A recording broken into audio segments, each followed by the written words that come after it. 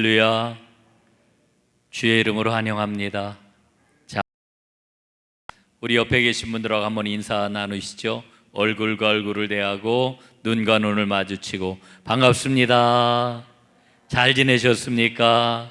더위에 어떻게 하루하루 건강하게 잘 지내시는지요? 큰 은혜의 시간이 될 수 있기를 바라겠습니다. 자, 여러분, 4년이 긴 시간이죠. 4년이 길어요? 짧아요? 길지요? 여러분, 4년이면 대학교를 보통 학부를 6년제도 있습니다만은 대부분 4년을 다니지요. 4년. 학부 4학년이 되면은 내가 볼 때에 요새 그 대학생들은 어떤지 모르겠으나 예전에 보면은 대학교 4학년이면 아이가 세상에서 최고로 높은 사람입니다. 아주 최고의 왕이지요. 후배들이 보면은 정말 하늘 같은 선배지요. 1학년이 4학년을 보면은 이야, 까마득한 선배 이렇게 지내지요. 또 2학년 3학년도 역시 마찬가지고, 이 대학 4년 사실은 긴 인생에 비교해 보면은 얼마나 짧습니까? 그런데 그 4년 동안의 그런 그 배움과 경험이 평생을 좌우합니다. 평생 그걸 가지고 살아가요. 요새는 군대 갔다가 2년입니까? 군대 2년? 1년 반이죠? 1년 반. 2년도 지금 안 가는데 1년 반. 그게 4년이면은 군대를 2번 갔다 오고도, 휴가를 엄청나게 길게 써도 2번 갔다 오고도 남는 그러한 그 시간이 이게 4년입니다. 제가 오늘 4년 얘기를 왜 하느냐 하면은 오늘 제가 좀 마음이 좀 아팠어요. 어떤 권사님이 그렇게 얘기를 하는 거예요. 목사님, 저 우리 교회 온 지 4년밖에 안 됐어요. 이러는 거예요. 4년밖에 안 됐어요. 이렇게 얘기하는데 그거는 제가 온 지 얼마가 안 됐다라고 하는 그런 그 이야기가 아니고, 보니까 교회 10년 다닌 사람 명함도 못 내밀고 20년, 30년, 40년 다닌 사람 부지기수인데 4년 다닌 데가 뭐라고 하는 이런 그 말이 그 안에 담겨 있는 거예요.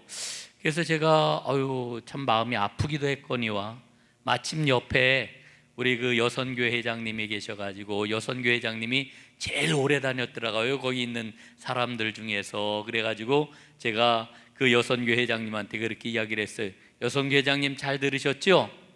이거 여선교회 회장님이 깊이 들으셔야 되는 얘기예요. 여선교회 회장님 얼마나 몇십 년 동안 오래 다녔어요.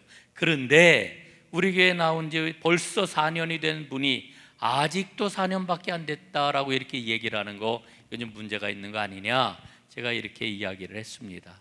여러분들 어떻게 생각하십니까? 어떻게 생각하세요?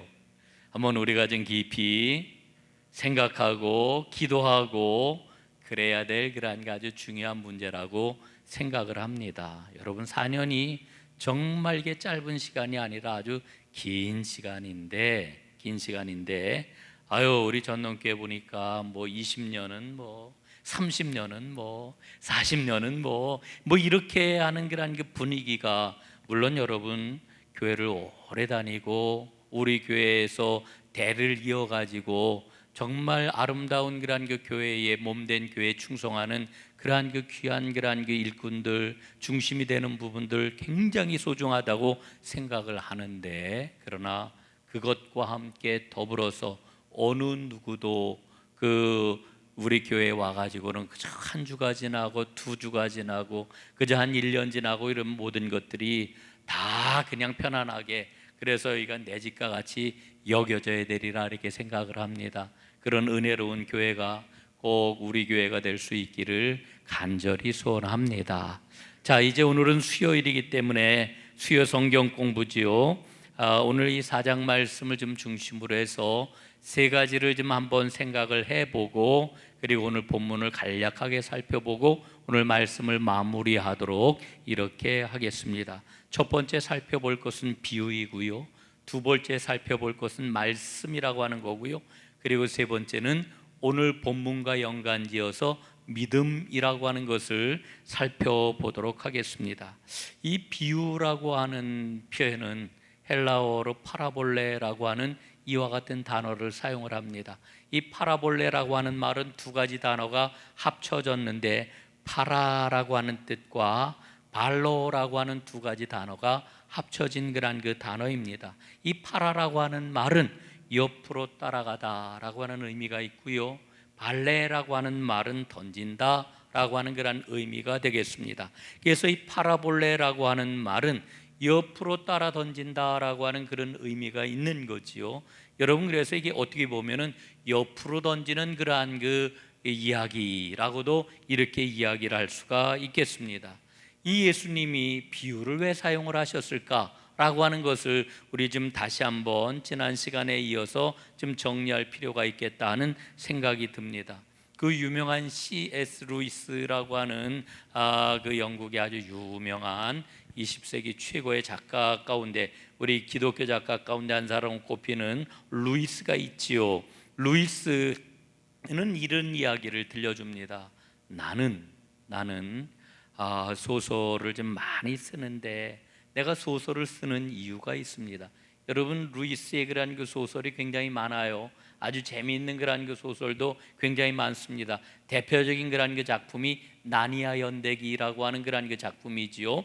이 루이스가 이렇게 자신이 소설을 쓰는 이유에 대해서 이렇게 이야기를 하는데, 나는 교리에 대해서 글을 쓰는 게 훨씬 더 쉽습니다.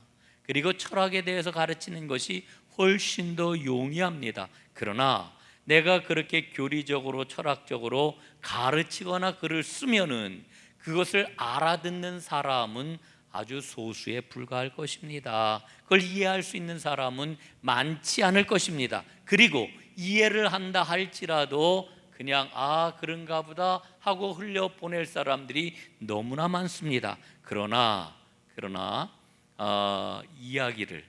이야기를 하면은, 제가 지금 조금 좀 헷갈리네. 말을 잘못한 거 아닌가? 이 소설에 대해서, 자기가 소설을 쓰는 이유에 대해서 이야기를 하는 겁니다. 그래서 자기가 이렇게 이야기를 들려주게 되면은 사람들이 갖고 있는 자신의 지식이나 자신의 경험이나 혹은 이성이나 혹은 자기가 갖고 있는 세계관이나 이런 것들을 가지고 방어벽을 치고 있던 그런 사람들의 마음을 뚫고 들어가서 그 이야기가 사람들 마음을 움직이고 그 이야기가 사람들 마음 속에 새로운 감정을 불러일으키기 때문에 나는 이야기의 힘이 위대하다고 하는 것을 알고 있습니다. 그래서 나는 이야기를 사용을 합니다. 그래서 예수님이 왜 비유를 사용하셨을까 하는 충분한 이해가 갑니다. 이 비유는 사람들의 방어벽을 뚫고 그리고 사람들 속으로 들어가게 됩니다 라고 하는 그런 이야기를 들려주고 있어요. 여러분, 정말 그런 것 같아요.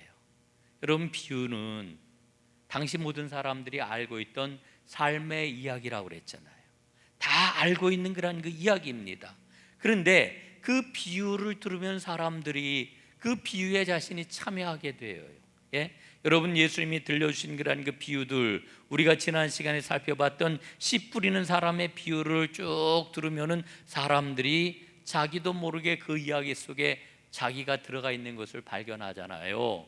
예?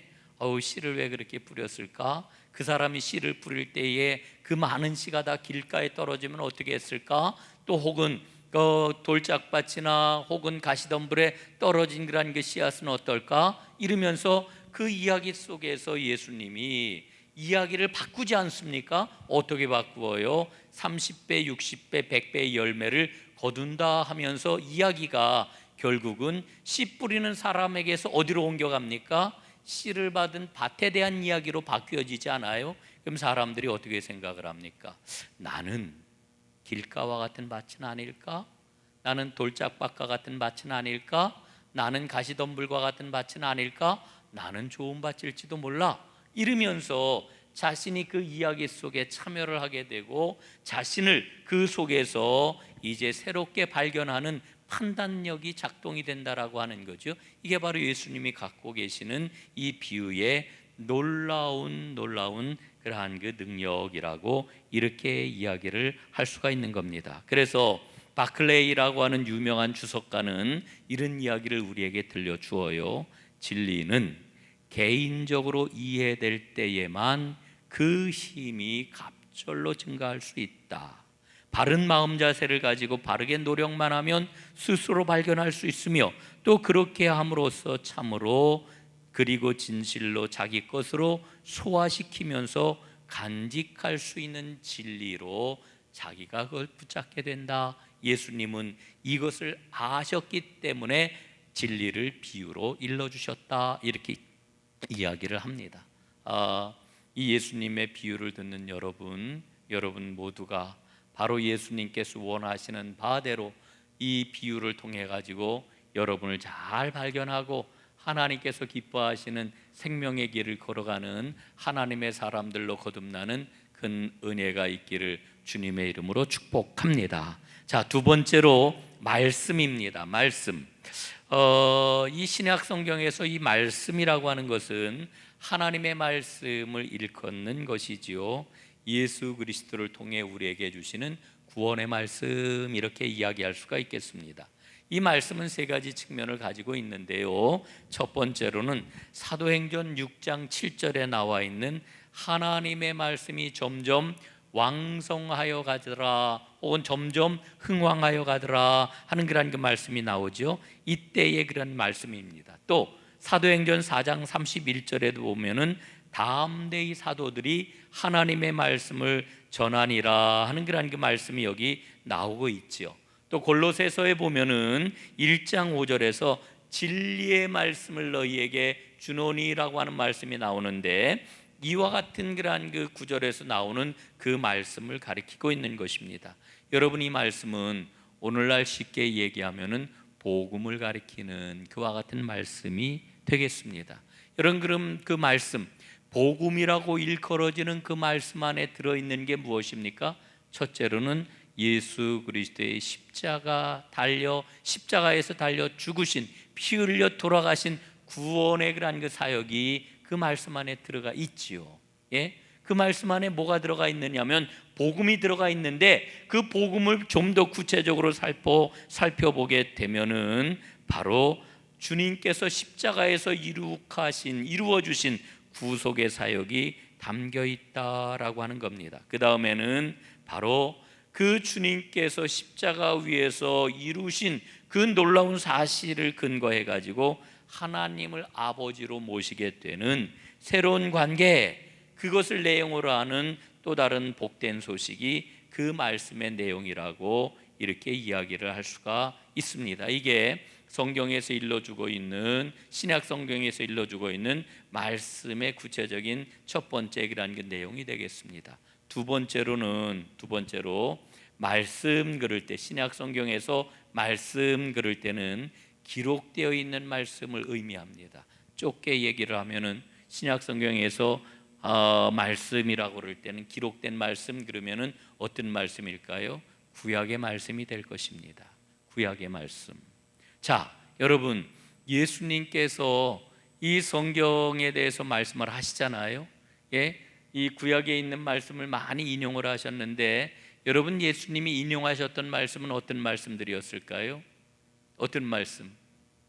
그건 모세오경하고 예언서의 말씀입니다. 예수님께서 직접 언급하셨던 그런 그 말씀은 오늘날 우리가 이야기하고 있는 39권, 구약 성경 39권이 아니고요, 예수님이 말씀이라고 일러주셨던 그 인용을 하고 예수님이 이제 사용을 하셨던 그런 그 말씀은요, 모세오경과 예언서의 말씀. 예언서는 바로 기록된 문서 예언을 이야기하는 거죠. 이 예언서의 말씀이 예수님이 사용을 하셨던 그 말씀이다, 이렇게 이야기할 수가 있겠습니다. 자, 이 말씀, 그리고 이후에는 이제 그 신약 성경이 기록이 된 그런 그 신약 성경이 잘 정리가 돼 가지고 오늘날 우리의 이 말씀, 성경 기록된 말씀으로 받아들이게 되는데, 여러분, 이 기록된 말씀에 큰 전제가 있습니다. 그 전제가 뭡니까? 예? 성경은 뭐로 기록이 되었다고요? 성령의 감동으로 기록이 되었다, 이렇게 우리에게 일러주고 있죠. 성령의 감동으로 기록된 말씀, 이게 바로 이제 성경 말씀, 오늘 우리에게 주어진 하나님의 완전한 계시라고 이렇게 이야기할 수가 있겠습니다. 요한복음 10장 35절에 보면은 하나님의 말씀은 폐할 수가 없다라고 하는 이와 같은 말씀이 나오는데, 여기에 이 말씀은 앞에서도 말씀을 드렸던 것처럼 구약의 말씀을 일러주고 있는 것입니다. 자, 그래서 우리 그 모든 그리스도인들은 이 글로 기록된 성경 말씀이 바로 하나님의 말씀이라고 하는 것을 잘 알고 있고, 그게 오늘 우리 믿음의 근거라고 하는 것을 우리는 잘 알고 있습니다. 자, 이제 세 번째로 이 말씀이라고 하는 것은 또 어떤 의미가 있느냐? 말씀. 자, 첫 번째는 어떤 의미가 있다 그랬어요? 이 말씀이라고 하는 것은 첫째 복음이다. 두 번째는 뭐라 그랬어요? 기록된 말씀이다. 이때에는 구약 성경, 신약 성경에서 일러줄 때 기록된 성경은 구약 성경을 가리키는 거지만은 후대로 가면은 이제 이 모든 말씀은 바로 기록된 그러한 그 신약 성경까지를 통해 기록된 말씀이라고 이렇게 이야기한다 했어요. 세 번째는 뭐냐? 세 번째 말씀은 바로 예수 그리스도 자신을 지칭하는 그와 같은 그러한 그 말이 되겠습니다. 자, 이게 왜 그러냐 하면은요, 요한 사도는 예수 그리스도를 가리켜 뭐라고 그래요? 로고스라고 이렇게 말씀을 해요. 로고스. 예? 로고스. 여러분, 예수님께서는 단순한 그런 그 하나님의 말씀이 아니라 하나님이 일러주셨던 바로 그 말씀이 육신이 되어 우리 가운데 오신 겁니다. 예?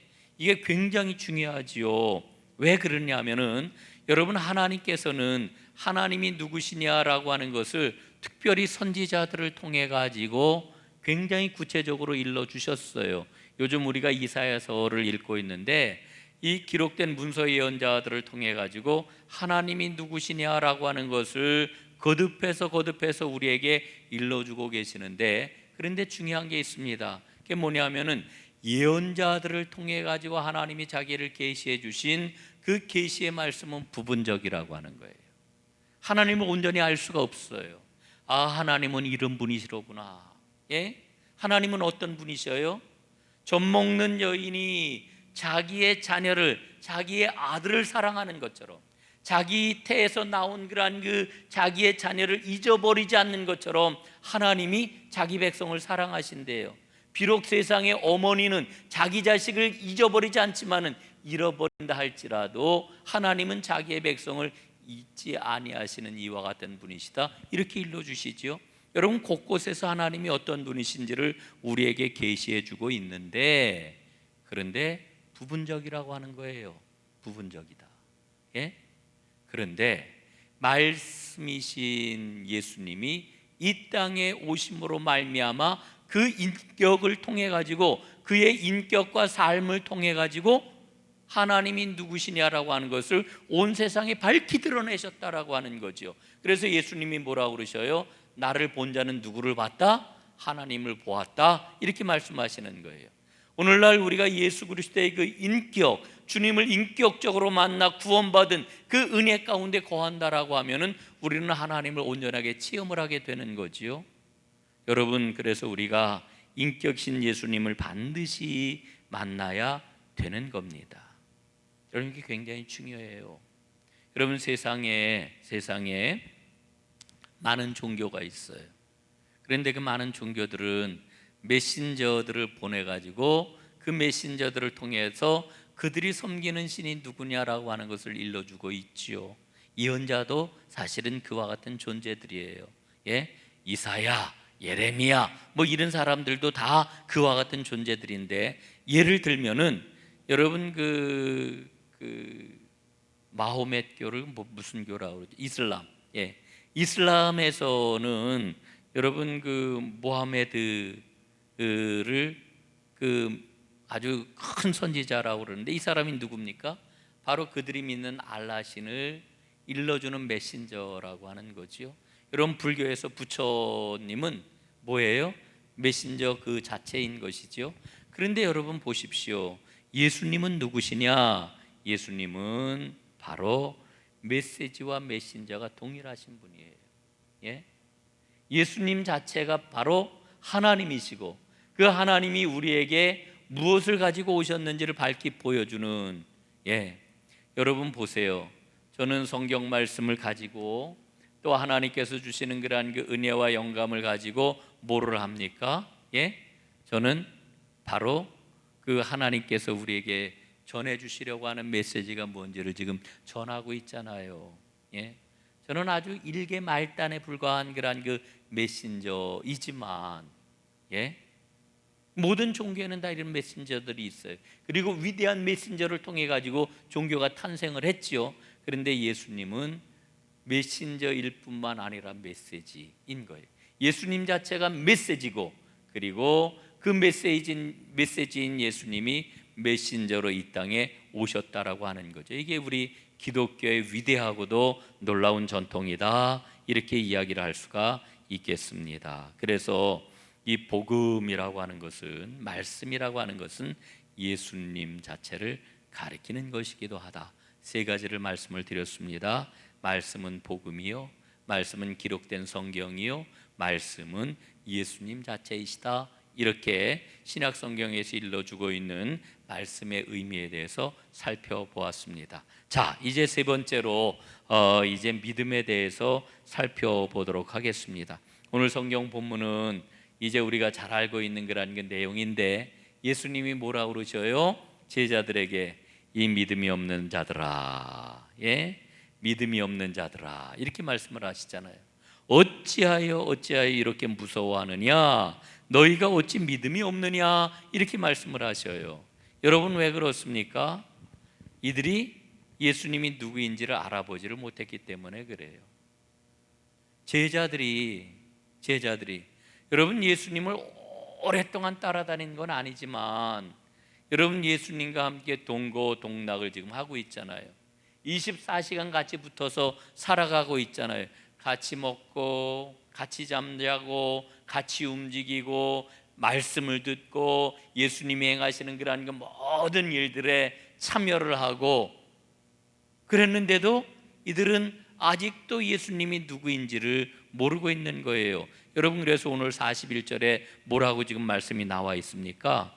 그들이 심히 두려워하여 서로 말하되 그가 누구이기에 바람과 바다도 순종하는가 하였더라. 제자들이 뭐라고 그래요? 그가 누구이기에.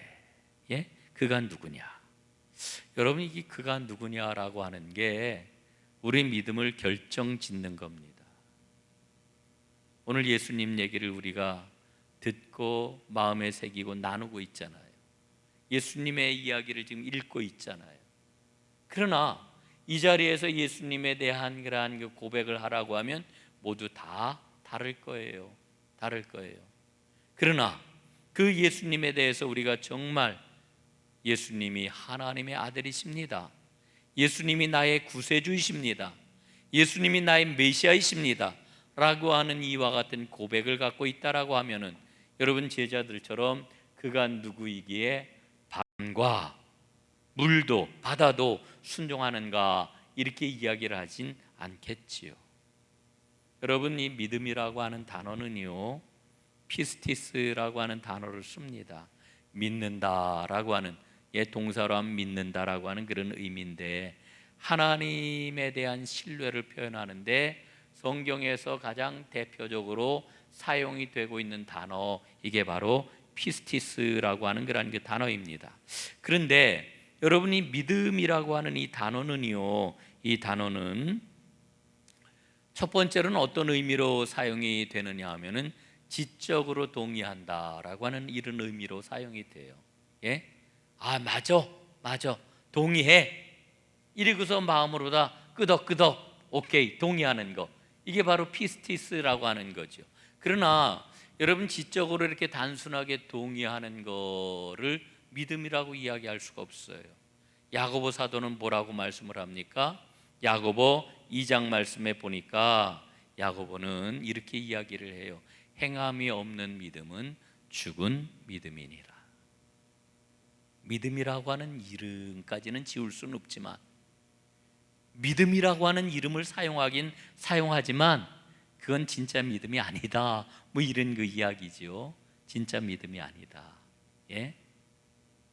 행함이 있는 믿음이 진짜 믿음이라고 하는 그런 그 이야기가 되겠습니다. 그래서 이 믿음이라고 하는 것은 그 내용을 담아야 돼요. 담아야 돼요. 믿는 바 그 내용이 뭐냐? 믿는 바 그 내용에 따라서 어떻게 살아가고 있느냐라고 하는 것을 반드시 담아야 된다라고 하는 거죠.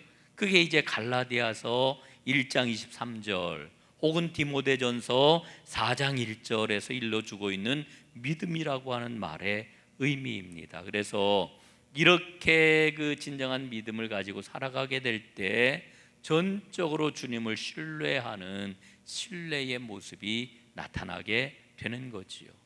구약에서도 믿음이라고 하는 그런 그 단어들이 사용이 되는데요, 구약에 있는 그런 그 믿음은 이런 의미가 강합니다. 하나님이 구원하시고 하나님의 품 안에서 평안히 쉰다 라고 하는 게 이 믿음의 그러한 그 구체적인 내용입니다. 여러분, 굉장히 이 믿음이 너무너무 좋아요. 구약에서 사용하고 있는 그 믿음이라고 하는 이 단어, 믿음이라고 하는 의미가 너무너무 좋아요. 하나님이 구원해 주시고 하나님의 품 안에서 평안히 쉬는 거, 여러분 이거보다 더 좋은 게 어디 있어요? 예? 여러분, 꼭 주님의 그 은혜가 오늘 여러분들에게 임하시기를 간절히 바랍니다. 그래서 여러분이 가지고 있는 그 믿음대로 주 안에서 평안하게 쉬는 그 은혜가 넘치시기를 주님의 이름으로 축복합니다. 그러니까 우리가 믿음 가지고 살아간다라고 하면서 평안히 쉬지 못한다라고 하면은 우리는 믿음을 가진 자가 아닌 거지요. 예? 여러분, 오늘 걱정, 근심, 두려움, 염려, 여러분 아무리 많다 할지라도 오늘 주님이 나를 불러주셨으니, 주님이 나를 근원적으로 구원해 주셨으니 나는 주 안에서 쉴 수 있다. 담대함을 가지시고 주 안에서 평안하게 쉬는 주님의 사람들 꼭 되시기를 주님의 이름으로 축복합니다. 쉬셔야 돼요. 주 안에서. 예? 주 안에서 쉬어야죠. 우리 생활이 얼마나 힘들어요. 얼마나 고달파요. 예? 얼마나 아픔이 많아요. 주님께서 여러분 모두를 꼭 안아주시고 쉬게 해 주시기를 주님의 이름으로 축복합니다. 자, 믿음은 하나님께서 약속하신 것을 성취하실 거라고 하는 것에 대한 신뢰, 이게 믿음이에요. 예? 이게 믿음이에요. 여러분, 우리가 이 믿음을 가지고 살아가게 될 때 우리는 주 안에서 새로운 존재들로 살 수가 있는 거지요. 자, 우리가 이제 그 그리스도를 향한 믿음을 이야기를 할 때 세 가지를 동시에 생각을 해야 돼요. 하나는 예수님을 믿는다라고 하는 것, 주님께 나온다라고 하는 것, 주님을 영접한다라고 하는 것. 이 세 가지가 예수를 믿는다라고 하는 말 속에 들어있는 그러한 그 의미입니다. 뭐가 세 가지가 있다고요? 주님께 나온다, 주님을 영접한다, 주님을 믿는다 라고 하는 이 세 가지 의미가 우리가 예수님을 믿는다라고 하는 말 속에 담겨 있는 그러한 그 의미가 되겠습니다. 여러분, 주님께 나오셨지요. 주님을 영접하셨지요. 그래서 주님을 믿으시지요. 우린 믿음의 사람이라고 하는 그런 그 이야기입니다. 자, 그런데 이렇게 우리가 예수를 믿는다라고 하는 이야기를 할 때에 다시 한번 우리가 든든한 영적인 지식을 다시 한번 정리해서 꼭 붙잡아야 되는데, 그게 뭐냐 하면은 예수님이 십자가 위에서 죽으신 그 사건만이 나의 구속과 구원의 유일한 방법이라고 하는 그런 그 이야기지요. 예? 이걸 우리가 꼭 믿어야 돼요. 이게 영접한다라고 하는 말에 담겨 있는 의미가 돼요. 예? 십자가에서 이루신 주님의 구속의 사역, 부활을 포함한 이 구속의 사역이지요. 여러분, 이걸 믿지 못하였을 때 도마가 뭐라고 이야기를 합니까? 나는 믿지 못하겠다, 이렇게 이야기를 했잖아요. 그런데 예수님이 뭐라고 그러셨느냐 하면은 아유 저 믿음 없는 놈 보게나, 저거 나하고 3년이나 같이 살았는데 아직도 믿음이 없구나 이러시지를 않고 예수님이 다시 찾아오시잖아요. 그리고는 도마에게 뭐라고 말씀을 하셔요? 자 이리 와봐라, 너 못 믿겠다고 그랬지? 자 와서 내 손을 한번 이 옆구리에 넣어보고 내 손을 한번 좀 만져봐라. 그래서 그 창자국과 못자국을 보고 나를 믿어라, 이렇게 예수님 말씀하셨어요. 여러분 이 말씀 속에는 어떤 의미가 있느냐 하면은 믿음을 온전히 갖기 위해서 거쳐야 되는 의구심, 혹은 우리의 그러한 그 이성으로 납득이 돼야 되는 이와 같은 문제들, 이거 다 주님께서는 허용해 주신다는 거예요. 야, 이 사람은 그것도 못 믿어, 그냥 무조건 믿으라고 주님이 이렇게 말씀하시지 않아요. 그렇게 말씀하시지 않아요. 그래, 안 믿어지지, 당연한 거야. 주님께서는 이렇게 인정을 해 주시는 겁니다. 예? 우리가 맹목적으로 믿음을 갖는 거 아니라고 하는 거 우리가 꼭 기억을 해야 합니다. 그래서 증거를 여러분 확인해 보세요. 하나하나 찾아보세요. 나는 여러분들에게 꼭 그런 말씀을 좀 드리고 싶은데, 믿음이 잘 안 생겨요. 믿어지지가 않아요. 예수님이 부활하셨다라고 하는 것, 예수님이 십자가에 달려 죽으셔서 나를 위해 돌아가셨다라고 하는 거 잘 믿어지지가 않아요. 그러면은 여러분 그냥 열중샷 하지 마시고요. 예? 그 증거를 좀 한번 확인하기 위해서 최선을 다해 보세요. 예? 그리고 주님께서 우리에게 보여주시는 증거가 뭔지를 찾아보세요. 그럴 때 주님께서는 여러분들에게 나의 생각을 뛰어넘는, 혹은 나의 경험을 뛰어넘는, 혹은 내가 받아들일 수 없다고 여겨지는 그 부분에 대한 분명한 답을 여러 가지 모양으로 여러분들에게 허락해 주실 것입니다. 그래서 진정으로 주님을 영접하는 주님의 사람들이 다 되시기를 주님의 이름으로 축복합니다. 10년 다니고 20년 다녔는데도 예수님을 영접하지 못한 사람들이 많아요. 정말 많아요. 너무너무 많아요. 이거 제가 그 목회를 한 30년 하고 나니까 이 목사의 책임이 굉장히 크다는 생각이 들어요. 예?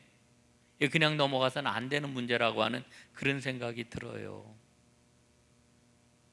예수님을 영접하는 거, 예수님을 영접한다라고 하는 것은 바로 우리 예수님이 십자가에 달려 죽으시고 그 피 흘리심으로 마침내 죽으셨다 부활하심으로 나에게 생명을 주셨다라고 하는 것을 받아들이는 것이 예수님을 영접하는 건데, 이 가장 심각하고도 가장 중요한 문제에 대해서 그냥 얼렁뚱땅 어영부영 이렇게 넘어가는 거를 그대로 두어서 가지고는 안 되겠다는 그런 게 생각이 들어요. 생명이 달린 문제잖아요. 예. 생명이 달린 문제. 여러분 예수님을 꼭 영접하시기를 주님의 이름으로 축복합니다.